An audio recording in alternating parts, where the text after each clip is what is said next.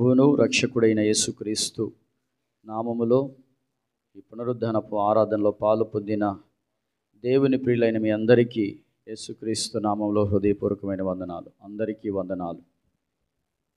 పరిశుద్ధ గ్రంథమైన బైబిల్ నుండి 44వ కీర్తన మొదటి చరణాన్ని చదవగా విందాం. ఎవరైనా మీలో ఒకరు, దేవా పూర్వకాలమున మా పితరుల దినములలో నీవు చేసిన పనిని గూర్చి మేము చెవులార విని ఉన్నాము. మా పితరుల దానిని మాకు వివరించిరి. నీవు నీ భుజ బలము చేత అన్యజనులను వెళ్ళగొట్టి మా పితరులను నాటితివి, జనములను. చాలు 1వ కీర్తన మాత్రమే చదివారా? దేవునికి మహిమ కలుగునుగాక. నీవు చేసిన దానిని గూర్చి మేము చెవులార విని ఉన్నాం. నీవు చేసిన దానిని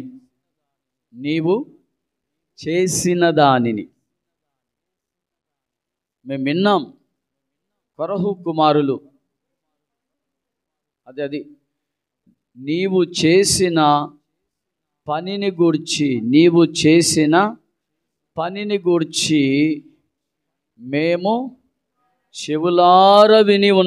చెవులార విని ఉన్నాం. ఎవరిని గూర్చి? సర్వశక్తిమంతుడైన దేవుడు చేసిన పనిని గూర్చి. ఎవరి పనిని గూర్చి?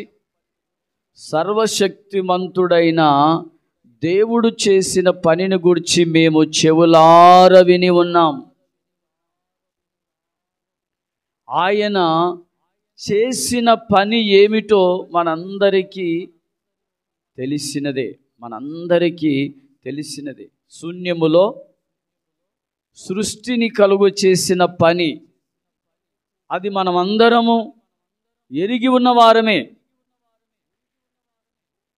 వారు అంటున్నారు, నీవు చేసిన పనిని గూర్చి మేము చెవులార విని ఉన్నాం. ఆయన ఏదైనా చేయగలడు, ఏ పనైనా చేయగలడు. దేవునికి మహిమ కలుగునుగాక. ఏ పనైనా ఆయన చేయగలిగిన సమర్థుడు. సముద్రానికి హద్దు గీసినవాడు, ఆ సముద్రాన్ని దాటి నీళ్లు రాకుండా ఒక హద్దు పెట్టేశాడు.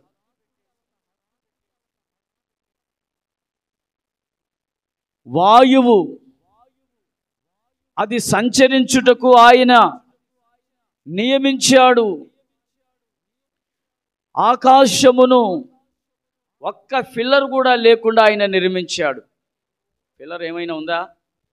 ఆకాశమునకు ఫిల్లర్ ఎక్కడైనా ఉందా అండి?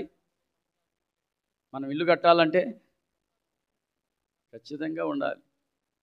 బేస్మెంట్ ఉండాలి, ఫిల్లర్స్ ఉండాలి, ఎన్నెన్నో నిర్మిస్తే తప్ప అది కొంతకాలం ఉంటుంది. కానీ శూన్యములో సృష్టిని కలుగు చేసిన దేవుడు ఆకాశమును ఎలా నిర్మించాడో చూడండి. ఆకాశాన్నంట ఆయన జ్ఞానతో కొలిచాడంట. జ్ఞానతో.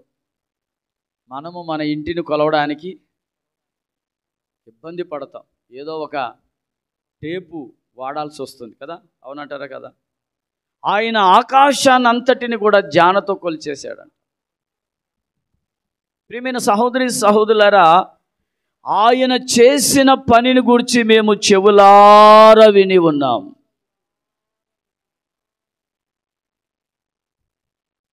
ప్రపంచమంతటి కొరకు ఆయన కల్వారి శిలువలో సమస్త మానవాళి పాప విముక్తిని కలుగు చేయడానికి ఆయన మన కొరకు రక్తాన్ని చిందించే పని చేశాడు. గట్టిగా 2 చేతులెత్తి హల్లెలూయా చెబుదామా? హల్లెలూయా. అందరూ పాపము చేసి దేవుడు అనుగ్రహించు మహిమను పొందలేకపోవచ్చున్న కారణాన్ని బట్టి ఆయన కల్వారి శిలువలో దేవుని మహిమను పొందడానికి ప్రపంచములో ఉన్న ప్రతి వ్యక్తికి ఆయన కలువరి శిలువలో విమోచన కార్యాన్ని చేశాడు. ఆయన చేసిన పని ఈరోజు చెవులారా మేము విని ఉన్నాం. నీవు చేసిన పని.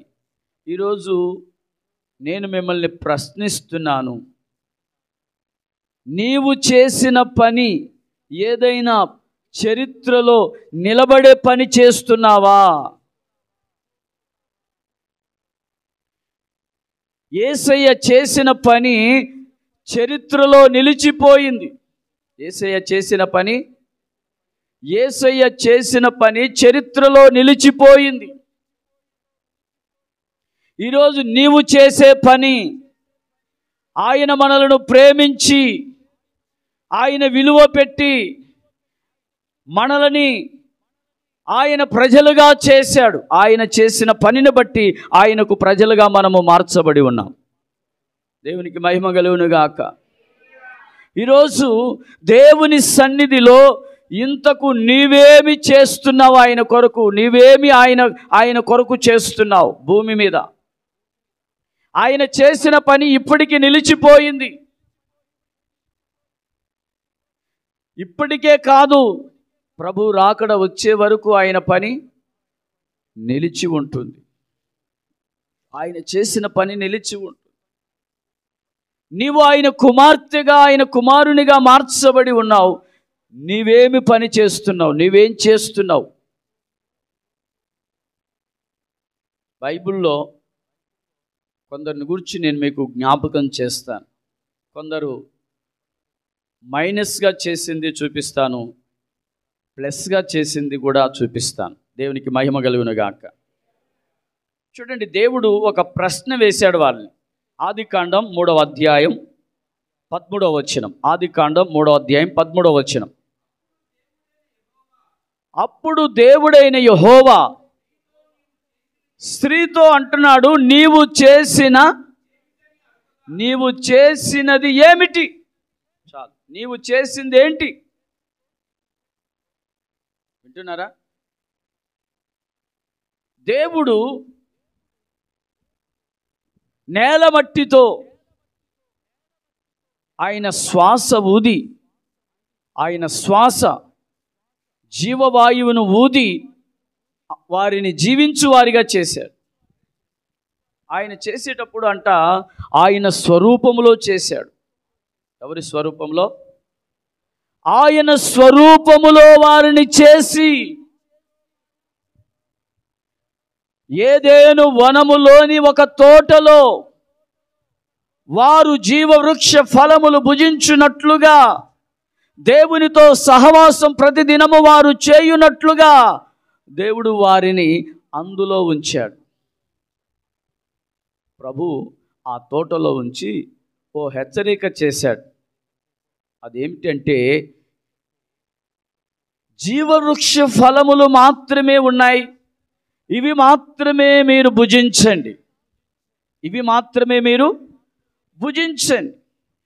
ఇందులో మంచి చెడ్డల తెలివినిచ్చు వృక్ష ఫలములు ఉన్నాయి, అవి మీరు తినొద్దు.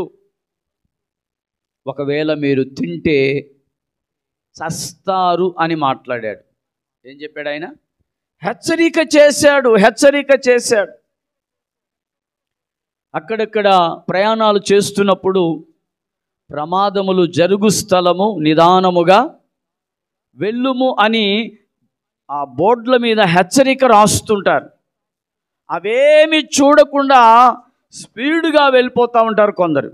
అందుకే సడన్గా వారు అక్కడ యాక్సిడెంట్లు అవ్వడం, మరణించడం మనం చూస్తూ ఉంటాం. మూల మలుపులున్న చోట. ఏమండి, ఇలాగా ముందుగానే హెచ్చరిక బోర్డులు, మూల మలుపు దగ్గర కాదు బోర్డు, కాస్త ముందుగానే బోర్డు ఉంటుంది. మీరు ఎక్కడేం చూసారో లేదో, అవునా? మూల మలుపు దగ్గర ఉంటుందా? కాస్త ముందుగానే ఉంటుందా? కాస్త ముందుగానే ఉంటుంది. వారికి ముందుగానే హెచ్చరిక చేశాడు. మీరేం చేశారు అంటే చెయ్యొద్దన్నది చేశారు. చెయ్యొద్దన్నది చేశారు. అందుకే దేవుడు అడుగుతున్నాడు, చదవండి మరలా మాటని. అప్పుడు దేవుడైన యెహోవా స్త్రీతో, నువ్వు చేసినది ఏమిటి? నువ్వు చేసినది ఏమిటి? నువ్వేం చేసింది ఏంటి? దేవునికి మహిమ కలుగును గాక. ఈరోజు సబ్జెక్ట్ ఏంటంటే, నీవు చేసినది పనేనా, ఏదైనా సరే, క్రియ. పని అంటే ఏంటి చెప్పండి? క్రియ. దేవునికి మహిమ కలుగును గాక. పని అనే పదంలో క్రియ కనపడాలి. దేవుడు ఎంతగానో ప్రేమించి తన స్వరూపములో వారిని చేసి జీవవృక్ష ఫలములు చక్కగా భుజిస్తూ దేవునితో సహవాసం చేయాలని ప్రభు చెప్తే, జీవవృక్ష ఫలములను గురించి కూడా ఆయన ఎంతగా దేవుడు వారితో మాట్లాడుతూ వచ్చాడు. మంచి చెడ్డల తెలివినిచ్చు వృక్ష ఫలములు తినొద్దు అని ప్రభు చెప్పాడు. అది తింటే మీరు చస్తారు అని చెప్పాడు. దేవుడు అంటున్నాడు ఆ స్త్రీతో, నువ్వు చేసినది ఏమిటి? నువ్వు చేసింది ఏమిటి? ఆదామును అడిగాడు, స్త్రీని అడుగుతున్నాడు, నీవు చేసినది ఏమిటి? ఈరోజు నా ప్రియ సహోదరి సహోదరులారా, దేవుడు చేయొద్దన్నది చేస్తే జరిగే పరిణామం ఏమిటి అంటే, దేవుని స్వరూపమును మనము కోల్పోతాం. ఏం కోల్పోతాం చెప్పండి? దేవుని స్వరూపం మనలో నుండి తొలగిపోతుంది. దేవుని స్వరూపం మనలో నుండి తొలగిపోయినప్పుడు దేవునితో కూడా సహవాసం చేయడానికి యోగ్యతను కూడా కోల్పోతాం. ఎప్పుడైతే దేవుని స్వరూపం కోల్పోతామో దేవునితో కూడా సహవాసం చేసే భాగ్యాన్ని కోల్పోతాం.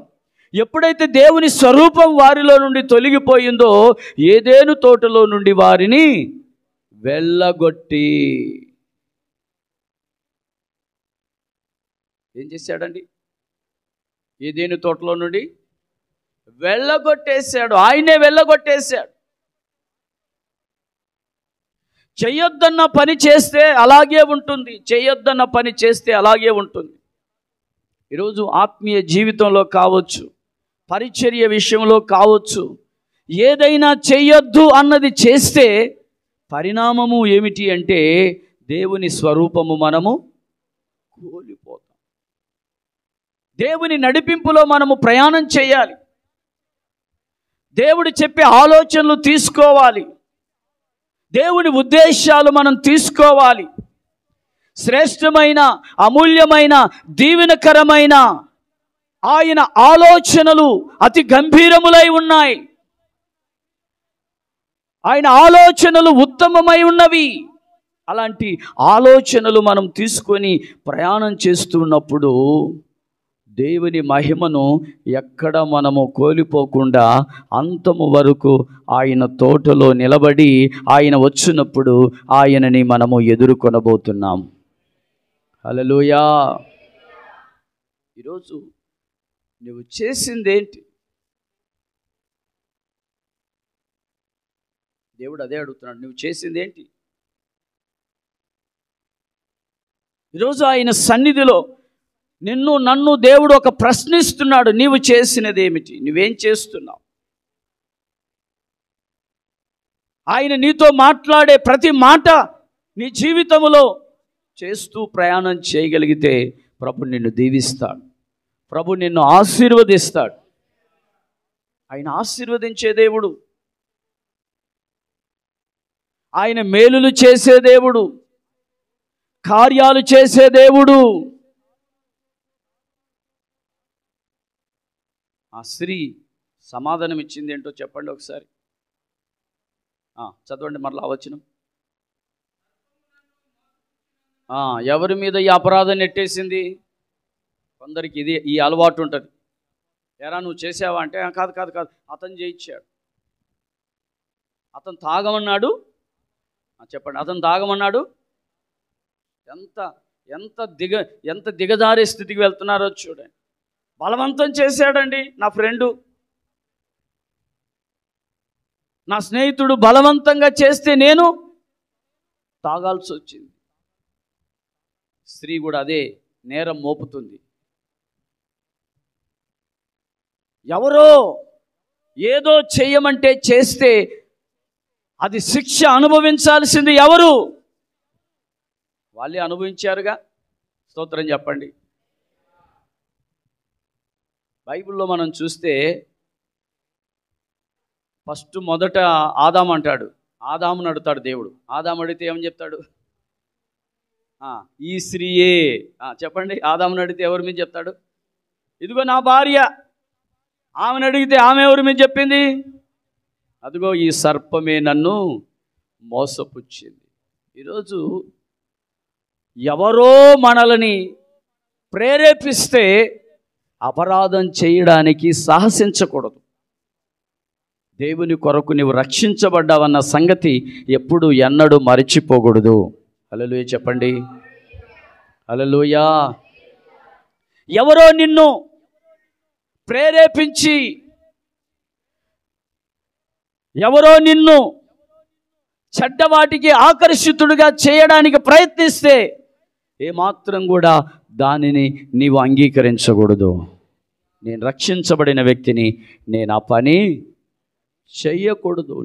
చేయకూడదు. ఆ పని చేయడానికి నాకు పర్మిషన్ లేదు. నేను రక్షించబడిన వ్యక్తిని. రక్షించబడకముందు ఏం చేసినా చెల్లింది. ప్రియమైన సహోదరి సహోదరులారా, ఈరోజు ఎందరో జీవితాలు పాడవడానికి గల కారణం ఇలాగా ఎవరో చెప్పిన మాటలు వినడం. ఎవరో సాతాను చెప్పిన మాటలు వీరికి ఎంత ఇంపుగా ఉన్నాయో చూడండి. సాతాను చెప్పిన ఉపదేశం, సాతాను చెప్పిన మాటలు తీపిగా ఉన్నాయి. చెప్పుడు మాటలంట ఏమవుతాయి? హల్లెలూయా. గట్టిగా హల్లెలూయా చెప్పండి. ఈరోజు చెప్పుడు మాటలే ఎక్కువగా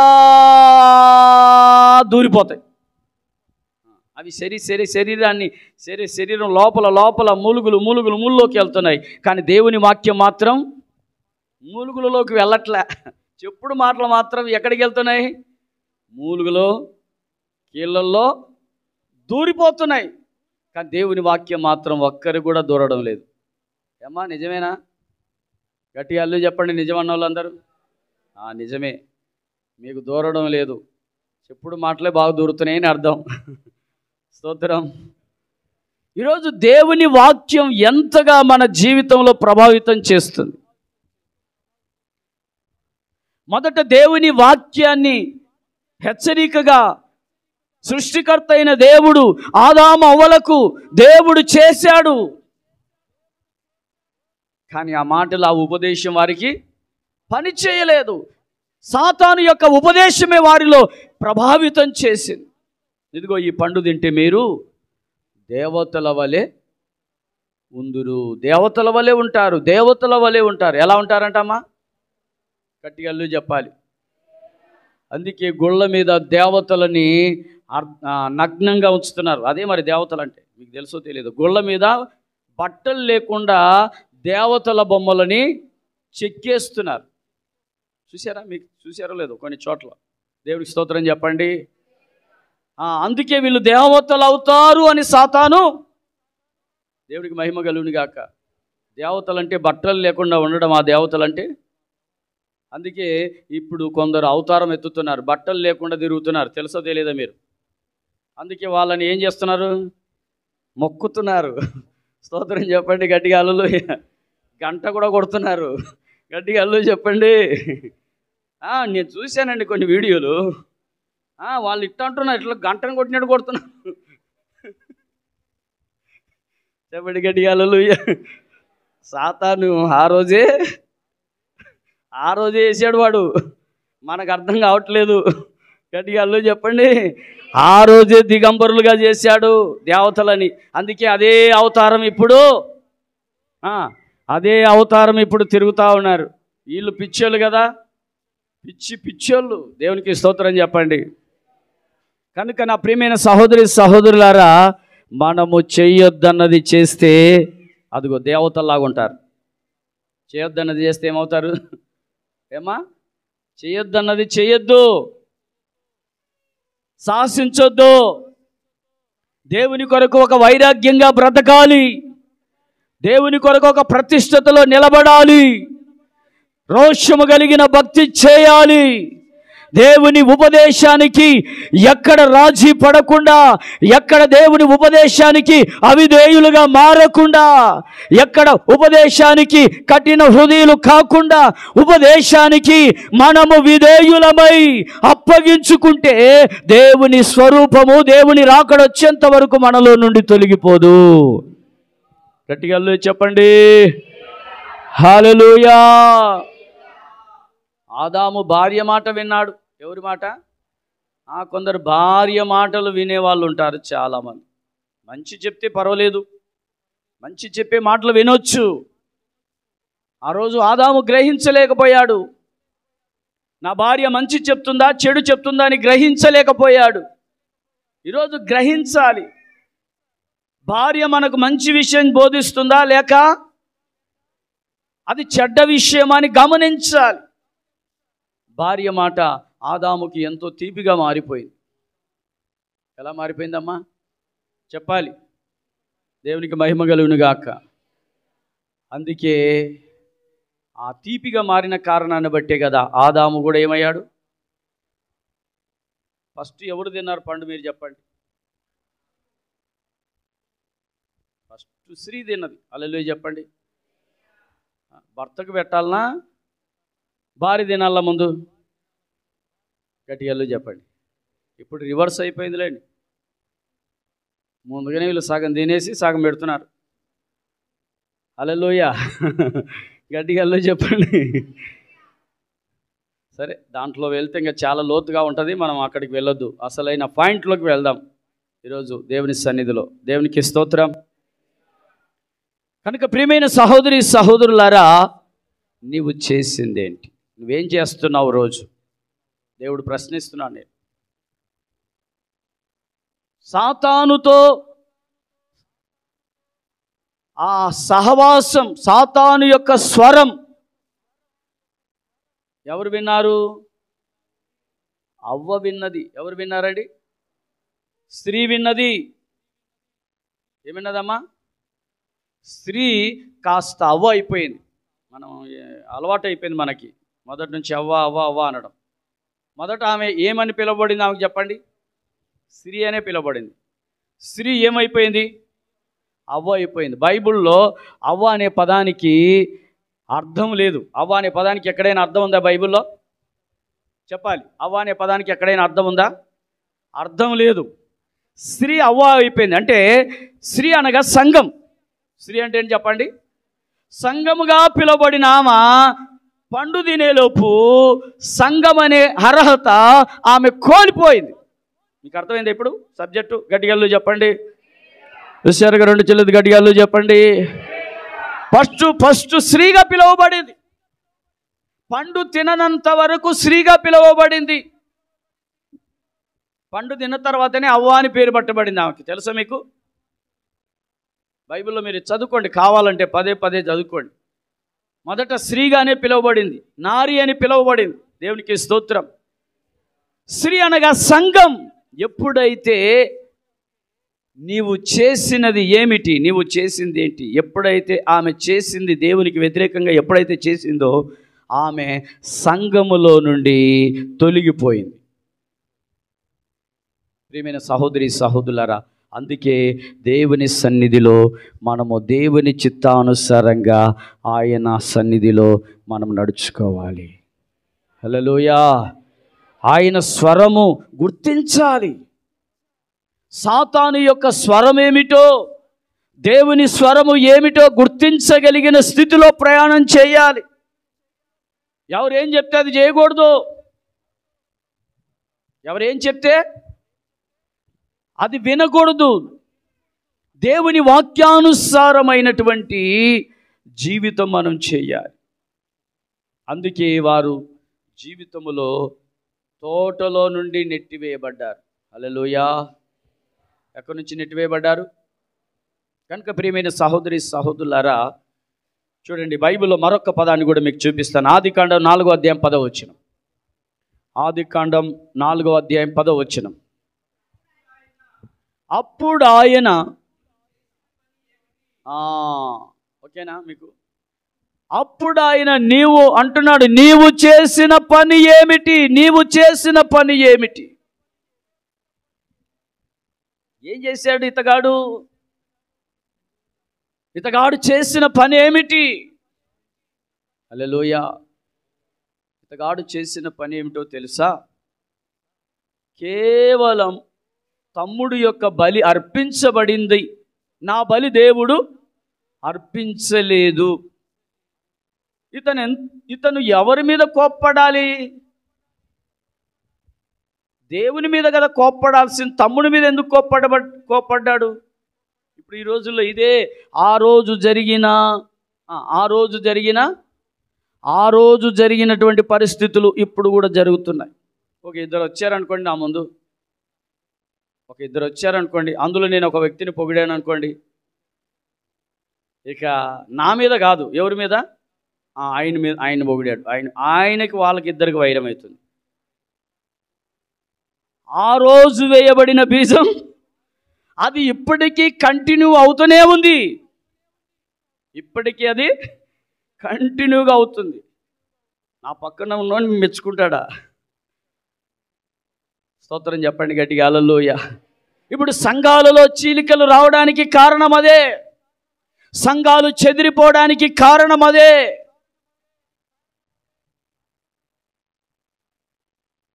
ప్రియమైన సహోదరి సహోదరులారా, కయ్యూనుతో దేవుడు ప్రశ్నిస్తున్నాడు, నీవు చేసిన పని ఏమిటి?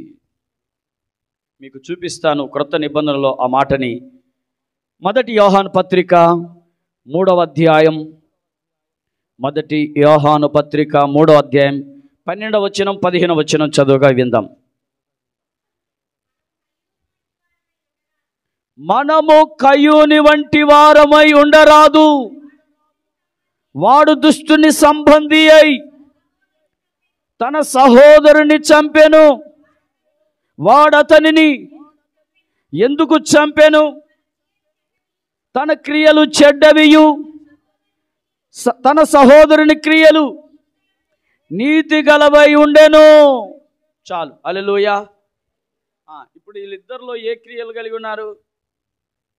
దేవుడు అర్పణ అంగీకరించడానికి నేను చెప్తున్నాను, అతని క్రియలు సరిగా లేవు. ఏం లేవమ్మా? కయ్యూని క్రియలు ఏమి లేవు? కయ్యూని క్రియలు చెడ్డవిగా ఉన్నాయి, హేబేలు యొక్క క్రియలు మంచివై ఉన్నాయి. అందుకే దేవుడు కయ్యూనిని అంగీకరించలేదు, కయ్యూను అర్పణ అంగీకరించలేదు. హేబేలు అర్పణ అంగీకరించడానికి గల కారణం ఏమిటి అంటే, హేబేలు మంచి క్రియలు కలిగిన వాడై ఉన్నాడు. అందరు చెప్పండి, 2 చెల్లెది గట్టిగా, హల్లెలూయా. మీరు మంచి క్రియలు చేస్తే మీ అర్పణ అంగీకరించబడుతుంది. మీ క్రియలు సరిగా లేకుండా, మీ ప్రవర్తన సరిగా లేకుండా మీరు అర్పించే అర్పణను దేవుడు ఏమండి? ఆయన తొలిచూలు మందలో నుంచి ఆయన తెచ్చింది. ఆదికాండం 4వ అధ్యాయం 1వ వచనం చదవండి. అసలు ఏమైనా లోపం ఉందా అర్పణలో? చూడాలి మీరు, అర్పణలో ఏమైనా లోపం ఉందా?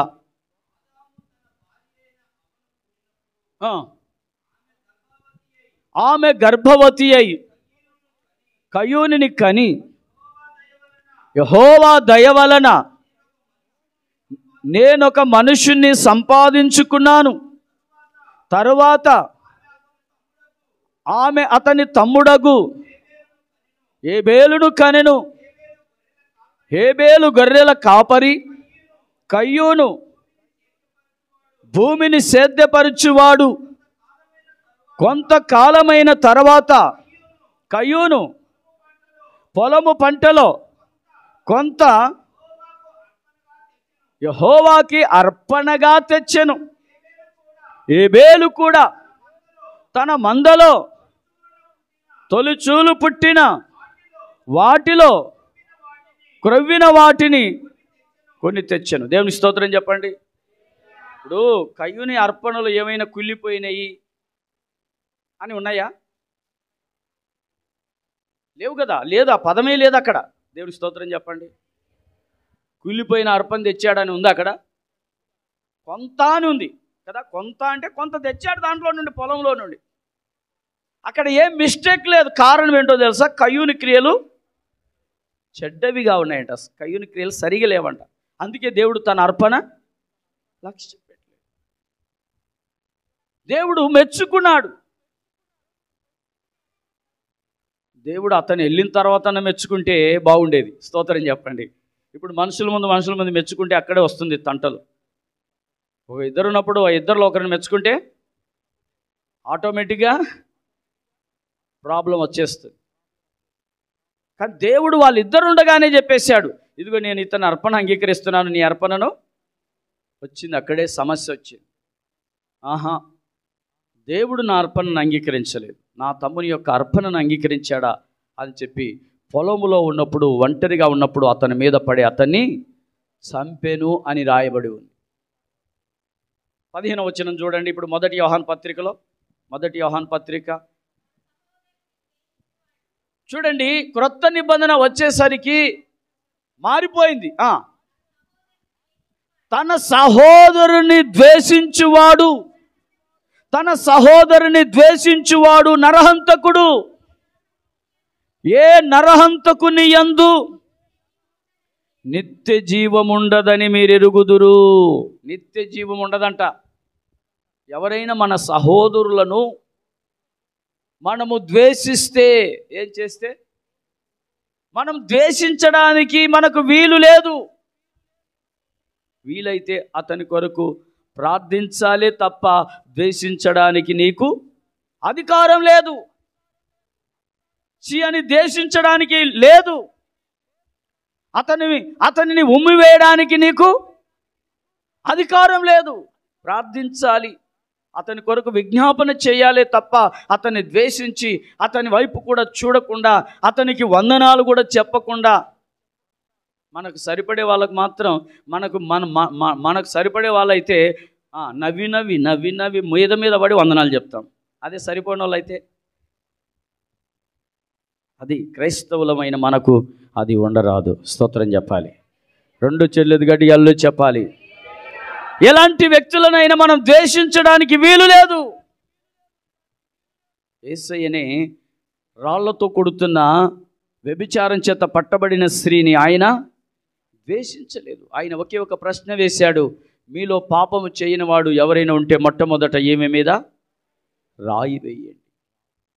ఆ మాట చెప్పి ఆయన నేల మీద ఏదో వ్రాస్తున్నాడంట. నేల మీద ఏదో వ్రాస్తున్నాడంట. ఆయన నేల మీద రాస్తూ ఉంటే ఒక్కొక్కరు రాయి కింద పడేసి వెళ్ళిపోయారంట. నేను అంటాను, ఆయన నేల మీద ఏమో రాస్తున్నాడంటే ఏం రాస్తున్నట్టు? ఇంతకు అక్కడ రాళ్ళు పట్టుకున్న వాళ్ళ గురించి రాస్తున్నాడేమో. నాకు అదే అర్థమైంది. ఒక్కొక్కడి గురించి నేల మీద రాస్తున్నాడేమో, అందుకే ఒక్కొక్కడు రాయి పడేసి వెళ్ళిపోయాడు. గట్టిగా 2 చెల్లెలు చెప్పండి.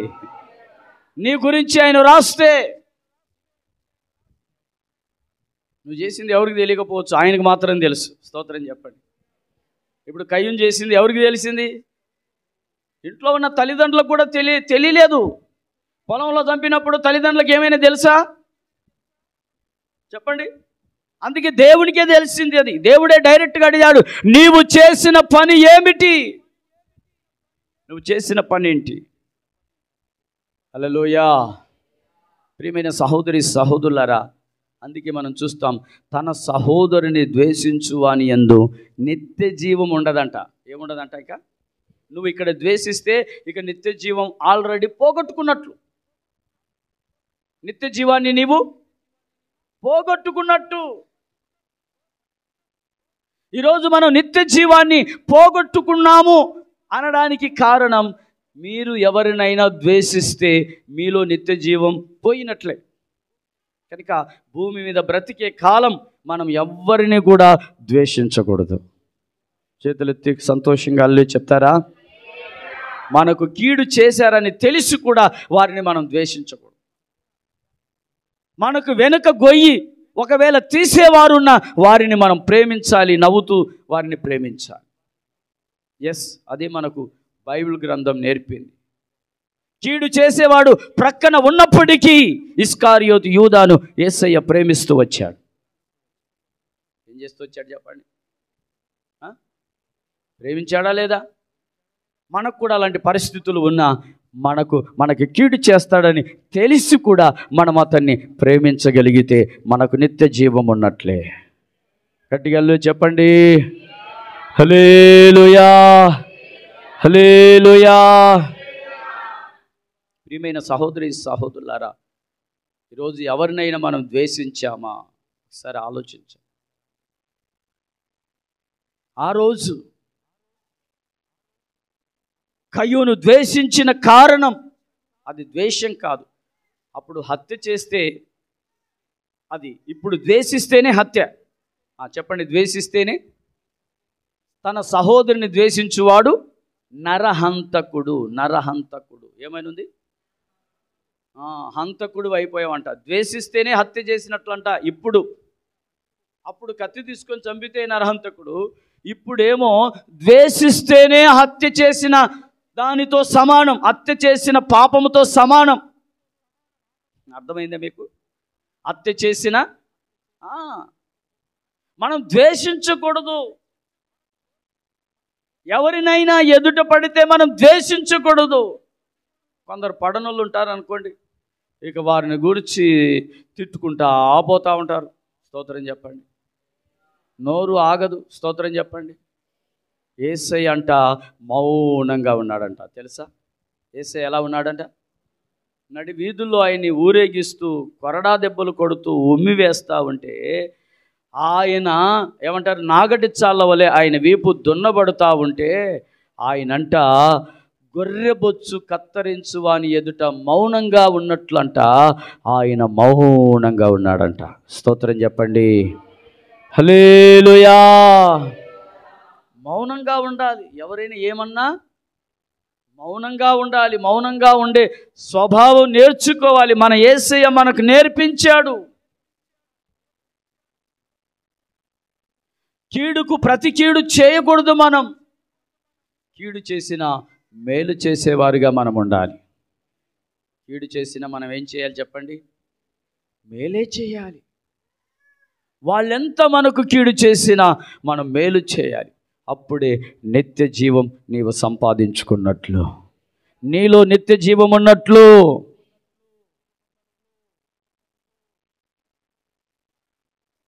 ఇంతకు కయ్యూని పేరు ఎక్కడైనా క్రొత్త నిబంధనలో రాయబడి ఉందా? స్తోత్రం చెప్పండి. విశ్వాసుల పట్టికలో ఉందా? హేబేలు పేరు విశ్వాసుల పట్టికలో ఉంది, కానీ కయ్యూని పేరు విశ్వాసుల పట్టికలో లేదు. స్తోత్రం చెప్పండి. అంటే నిత్య జీవము ఆయన సంపాదించుకున్నాడు. నిత్య జీవము విశ్వాసుల పట్టికలో తన పేరుందంటే నిత్య జీవము సంపాదించుకున్నాడు. ఈరోజు ప్రియమైన సహోదరి సహోదరులారా, ఈరోజు దేవుని సన్నిధిలో, దేవుని సముఖంలో మనం ఎవ్వరిని ద్వేషించొద్దు.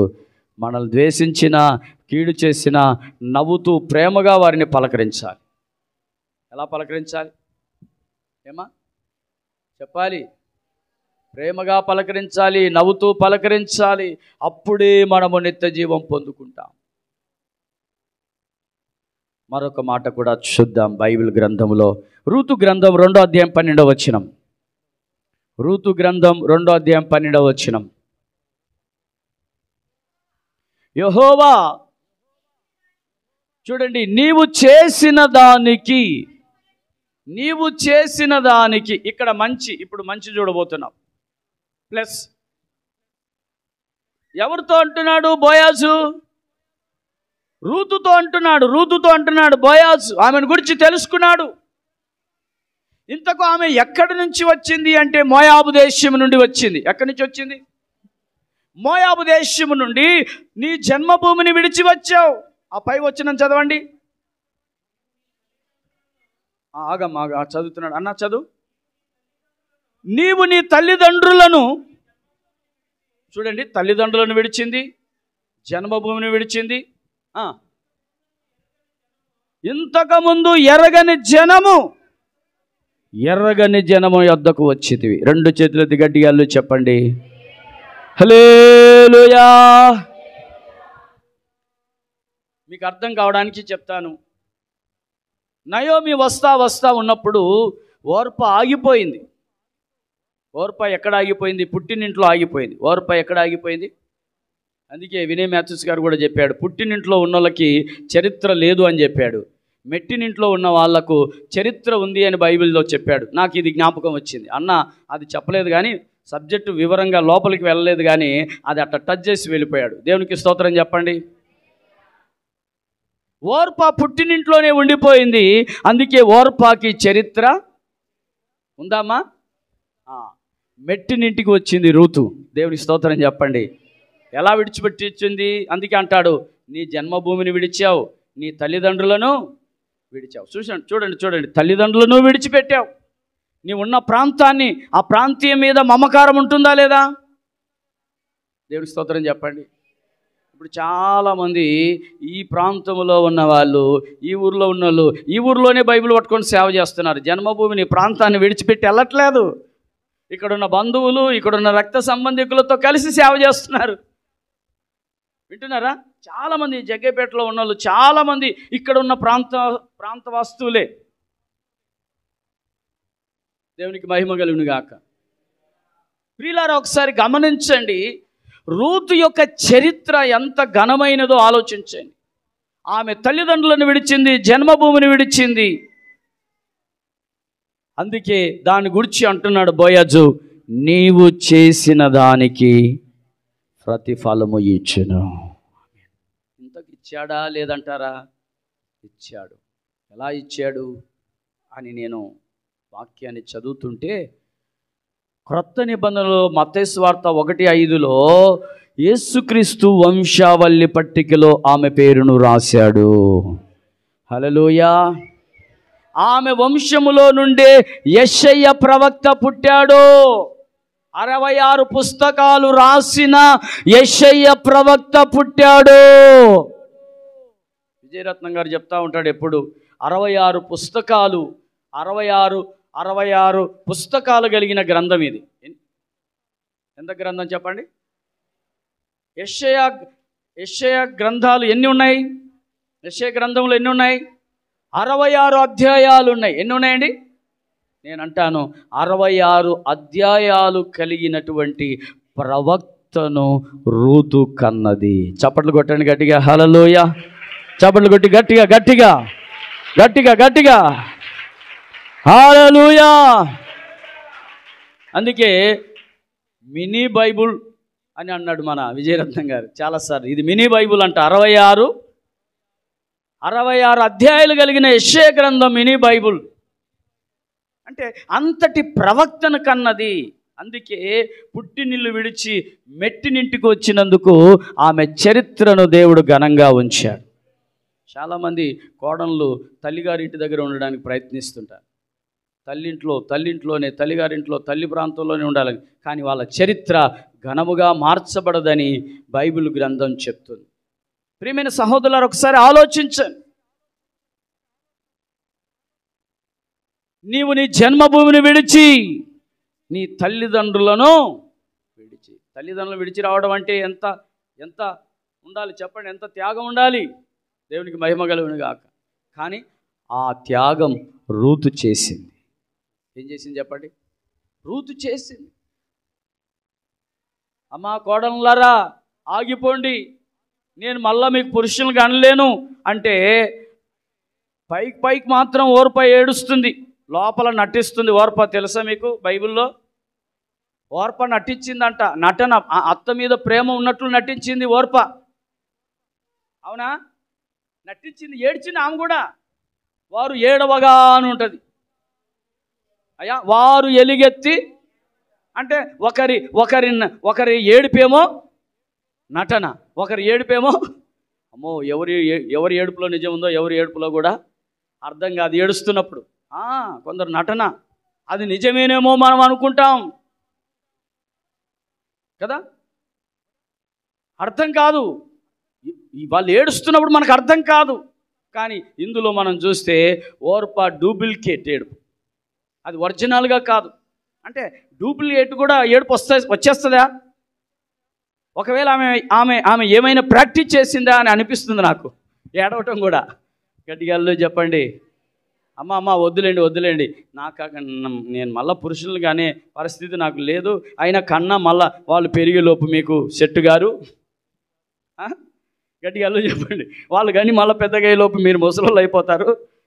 అది కుదరదు పని. మీరు ఇక్కడే మీ తల్లిదండ్రుల దగ్గర మీరు వెళ్ళిపోండి అంటే ఓర్పానంట హ్యాపీగా చక్కగా ముద్దు పెట్టుకొని వెళ్ళిపోయిందంట. గట్టిగా అల్లు చెప్పండి. ఏం పెట్టుకొని వెళ్ళిపోయింది? కానీ రూతు మాత్రం వెళ్ళలేదంట. స్తోత్రం చెప్పండి.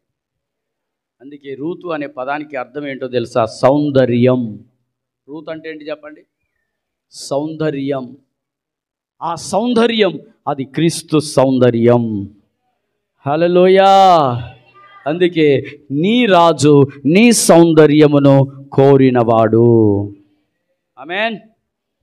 రారాజైన యేసుక్రీస్తు ఆమెలో నుండి పుట్టుకొచ్చాడు. ప్రియమైన సహోదరులారా, ఒకసారి ఆలోచించండి. నువ్వు చేసేదాన్ని బట్టి ఉంటుంది ఏదైనా. ఆమె ఏం చేసింది? త్యాగం చేసింది. నువ్వు మృతి పొందు చోట నేను మృతి పొందుతాను. నువ్వు ఎక్కడ పాతి పెడతావో నేను అక్కడ పాతి పెట్టబడతాను. మరణం తప్ప నిన్ను నన్ను ఏది వేరు చేయకూడదు. హల్లెలూయా. ఆ చరిత్ర చదువుతున్నప్పుడు ఒకసారి ఆలోచించండి. మరణం తప్ప ఏది నన్ను నిన్ను వేరు చేయకూడదు. ఎంత బలమైన తీర్మానం, ఎంత సమర్పణ, ఎంత త్యాగం. అందుకే ఆమె త్యాగాన్ని బట్టి, ఆమె సమర్పణను బట్టి దేవుడు ఆమెని చరిత్రలో ఆమె పేరును దేవుడు నిలిచిపోయే ఒక పుస్తకం కూడా దేవుడు రాయించాడు. హల్లెలూయా. రూతు అని ఒక పుస్తకాన్ని దేవుడు, రూతు అనే పుస్తకంలో ఎంతమంది పేర్లు లేవు? ఆ పుస్తకంలో చాలామంది పేర్లు ఉన్నాయా? రూతు అనే గ్రంథంలో చాలామంది పేర్లు ఉన్నాయిగా. అందరి పేర్లు రాయలేదుగా. రూతు గ్రంథంలో ఉన్న వాళ్ళ పేర్లు ఏమైనా ఉన్నాయా బైబిల్లో? పుస్తకాలు రాయించాడా దేవుడు? నువ్వు కూడా రేపు నువ్వు జీవించే జీవితం ఒక పుస్తకముగా మారాలి. నీదొక పుస్తకంగా మారాలి. అది ప్రపంచానికి ఆశీర్వాదకరంగా నీవే ఒక పుస్తకముగా మారాలి. ఆమేన్ చెప్పండి. నువ్వు ఒక పుస్తకంగా మారాలి. ఈరోజు రూతు లాంటి జీవితం ఉందా? రూతు లాంటి సమర్పణ నీకుందా? రూతు లాంటి వైరాగ్యం నీకుందా? యవనస్తురాలామే, యవనస్తురాలండి, యవనస్తురాలండి, యవనురాలు అని ఉంది. ఆమె సత్ప్రవర్తన కలిగిందంట, సత్ప్రవర్తన కలిగిందంట. బోయజ్ అంటాడు, మునుపటి కంటే నీ సత్ప్రవర్తన మరి ఎక్కువైనది. హల్లెలూయా. మునుపట ఉన్నావే, అప్పటికంటే ఇప్పుడు ఇంకా ఇంకా ఇంకా వైరాగ్యంగా ఉన్నావు. హల్లెలూయా. నేను మొదట చూశాను, ఈ పొలంలో అడుగు పెట్టినప్పుడు చూశాను, కొద్ది కాలంగా నిన్ను గమనిస్తూ వస్తున్నాను. ఇప్పుడు నిన్ను చూస్తూ ఉంటే వెనకటి ప్రవర్తన కంటే, మునుపటి దానికంటే ఇప్పుడు మరీ స్ట్రిక్ట్గా ఉన్నావు. గట్టిగా చప్పట్లు కొట్టు. గట్టిగా గట్టిగా గట్టిగా గట్టిగా బిగ్గరగా చప్పట్లు కొట్టాలి. స్తోత్రం స్తోత్రం స్తోత్రం. కొందరి ప్రవర్తన రాను రాను ఏమవుతుంది? కొందరి ప్రవర్తన రాను రాను మారిపోతుంది. ప్రవర్తనలు మారిపోతున్నాయి. ఈరోజు ఆమెను గురించి బోయాజు సాక్ష్యం ఇస్తున్నాడు. ఆమె పొలంలో పరిగె ఎరుకునేటప్పుడు ఎంతోమంది యవనస్తులున్నారు. ఆమెనంట కన్నెత్తి కూడా చూడలేదంట. ఏం చూడలేదంట? అందరు చెప్పాలి. ఇప్పుడైతే కిటికీలు తెరిచి చూస్తున్నారు. గట్టిగా చెప్పండి. గట్టిగా రెండు చెల్లి దళ్ళలు. కొందరు డాబాలెక్కి చూస్తున్నారు అమ్మాయిల్ని. అమ్మాయిలేమో డాబాలెక్కి అబ్బాయిలు చూస్తున్నారు. అప్పుడున్న రూతు చూడండి ఎలాంటి వైరాగ్యం కలిగింది. ఇప్పుడైతే ఎలా చూస్తున్నారమ్మా? నెట్టు లేనప్పుడు కిటికీలు తెరిచి చూశారు. ఇప్పుడు వాట్సాప్ వీడియో కాల్ చూస్తున్నారు. ఎలా చూస్తున్నారు? ఎక్కడ చూస్తున్నారు చెప్పండి, చెప్పాలి గట్టిగా. హల్లెలూయా. ఇప్పుడే ఇంట్లోనే తలుపులన్నీ వేసేసుకొని చూడొచ్చు ఇప్పుడు. అప్పుడంటే దావీదు మహారాజు ఉన్న కాలంలో నెట్టు లేదు, మొబైల్ లేదు, ఏమీ లేదు. అందుకే ఆయన మిద్దె మీద ఎక్కి చూశాడు పాపం. అక్కడి నుంచి జారి పడిపోయాడు అయ్యగారు. గట్టిగా హల్లెలూయా చెప్పండి. అప్పుడు మొబైల్ లేదుగా. ఉంది అప్పుడు మొబైల్ ఏమైనా? అప్పుడు మొబైల్ లేవు. మరి మొబైల్ లేని కాలంలో ఏం చేయాల్సి వచ్చింది ఆయన? అది ఇప్పుడు ఎక్కే పని లేదు, ఇంట్లోనే స్తోత్రం చెప్పాలి. రెండు చేతులెత్తి గట్టిగా హల్లెలూయా చెప్పాలి. రూతు అంట అంత ఘనంగా ఆమె జీవించింది. ఈ రోజుల్లో పిల్లలు ఎట్లా తయారైపోయారంటే నెట్కు తయారైపోయారు, ఇంటర్నెట్కు తయారైపోయారు, లోక సంబంధమైన కార్యాలకు తయారైపోయారు. హల్లెలూయా. ఈరోజు ప్రవర్తనలు మారిపోయినాయి. నా ప్రియమైన సహోదరి సహోదరులారా, రూతు లాంటి చరిత్ర మీ పుస్తకం మారిపోవాలి. అమ్మా మారాలనా వద్దా? చెప్పండి, మారాలనా వద్దా? కన్నెత్తి కూడా చూడలేదంట ఆ పొలంలో ఉన్న యవనస్తులు. ఎంత పర్ఫెక్ట్గా ఉందా ఆమె! మొదట ఉన్న ప్రవర్తన కంటే రాను రాను ఆమె ప్రవర్తన ఇంకా స్ట్రిక్ట్గా మారిపోయింది.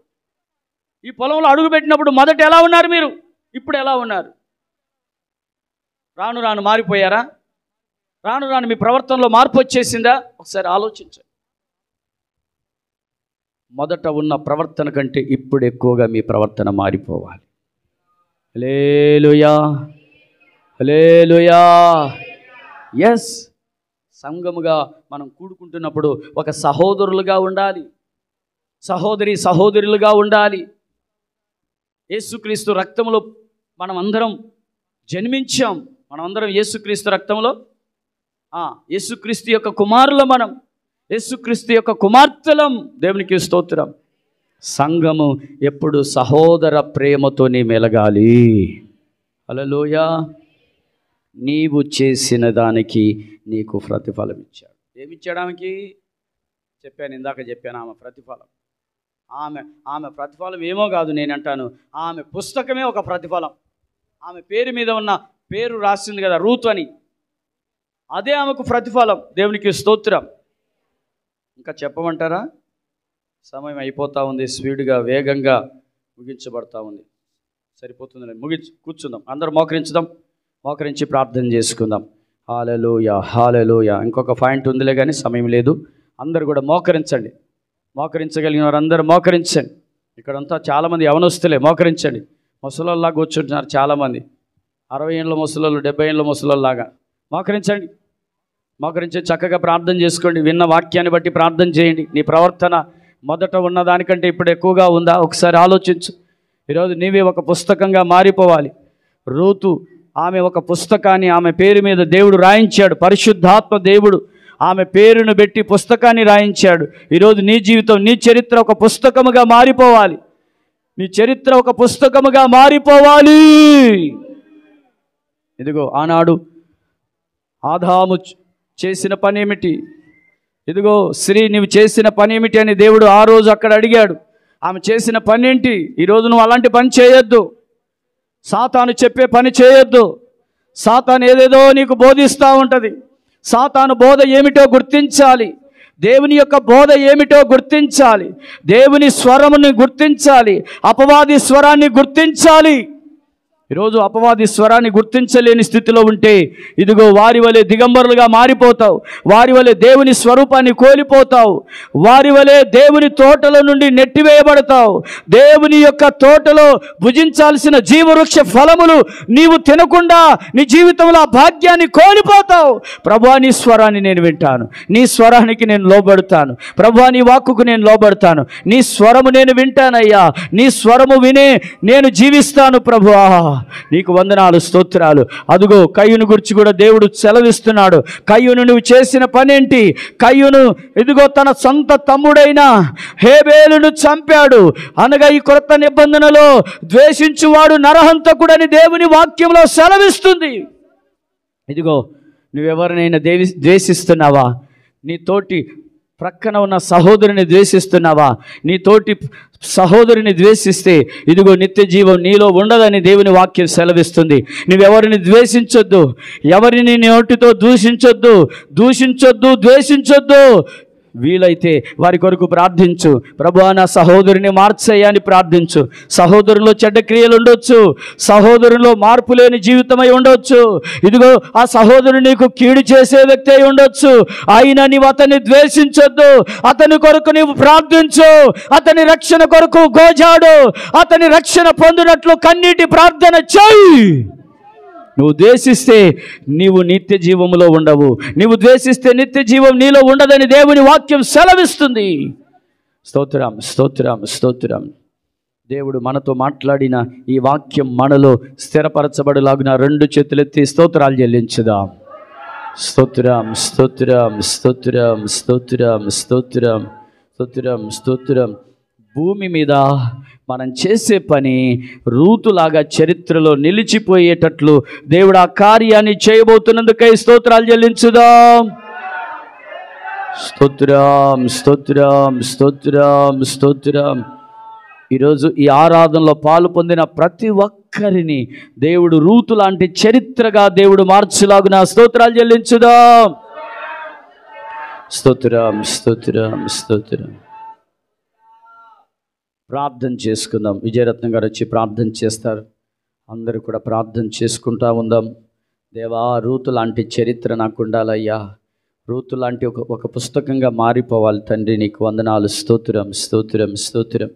హల్లెలూయా హల్లెలూయా.